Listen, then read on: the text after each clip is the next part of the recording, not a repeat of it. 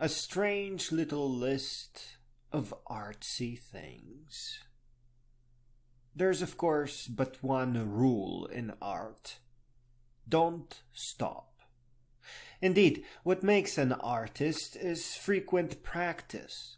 That is all there is to it. Even so, what follows is a few thoughts I jotted down this evening in anticipation for this poem. An easel, especially a portable one meant for adventure, can't be driven to the destination. You can't just whip out the easel out of your car and pop it up in front of some vista. It is hard to explain, but you have to park somewhere far down the hill. You can ride a bicycle, or huff and puff some other way, but you can't use a car to get all the way. The practice of art requires great dignity and nobility. There is no room here for shortcuts. Long before you pounce at art, take time to learn how and what time of day you can take good photos. And always take more photos than you will ever need. You just never know the smiles you can discover in there. A photo is a magical connection to the subject of your drawing or painting. Instead of bicycling all the way out there again, you can just pull it out of your pocket. Somewhere on my way to Nordhaus, I had the impossible luck of having come across an old black and white postcard of Mona Lisa. It was all I ever needed to invent my way towards art. Searching for color and gradient combinations is a big deal. You need journals and posters and entire paintings dedicated to the exploration. But take the time to look at history of color as well, history of oil painting in general. It is not always a good thing to say that one should only use the most beautiful of colors.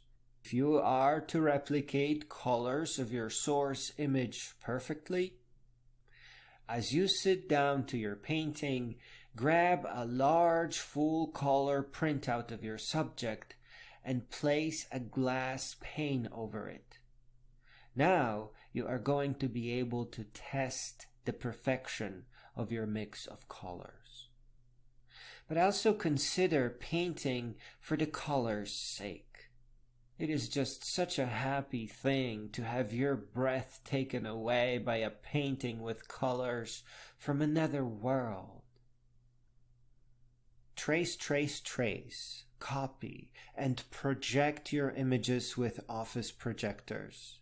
Invent countless ways of transferring shapes with precision to your paintings or drawings. Unless you are a medical student, there is little to be found by first memorizing everything to perfection. Memorize your shapes and their needs by tracing thousands of portraits. And tell everyone about it. Invite them to the world of art. Make them wonder. Make them daydream about becoming artists. Take time to prepare an entire book of tracings, both for practice and for meditation. It is just so nice to have everything ready to just sit down and doodle while you sip your white mocha. Finally, just because you are at a beautiful location, it does not mean that you have to paint what is right there. One time, I was at the Pinckney Recreation Area, which has a pretty lake with a neat woodland horizon. I remember being lost in my thoughts, as I have just noticed that they have recently installed bear-proof garbage cans. It just blew my mind that somewhere out there could be a bear eyeing me for a beefy, succulent treat. And for the hell in me, I just couldn't open any of those cans, no matter how many times I reread those damn instructions. Before I could stop myself from pondering if perhaps I was the bear, I've noticed a mother and a child waddling my way, in a way that bespoke, "Come on, let's see his painting." Normally, this would be strange, as from where they were standing, one could assume that they were closer to the scene that I was painting than I was. However, this time, I went to the lake for the purpose of not painting the lake. Before I knew it, the mother was heavily breathing on my neck, intently staring at my painting, with a grimace. The child was still huffing and puffing up the hill, and she slid down there to get him. And I could hear her saying that it was not the lake. "What is it, Mom?" "It's an inebriated dog." Which it was. I was painting Brian Griffin, the white drunk intellectual Labrador that speaks English in Seth MacFarlane's Family Guy. I haven't sat down to a TV in 20 years. I don't think I ever watched a full episode. But I figured I should paint the dog because he was smart. And that is my final piece of advice.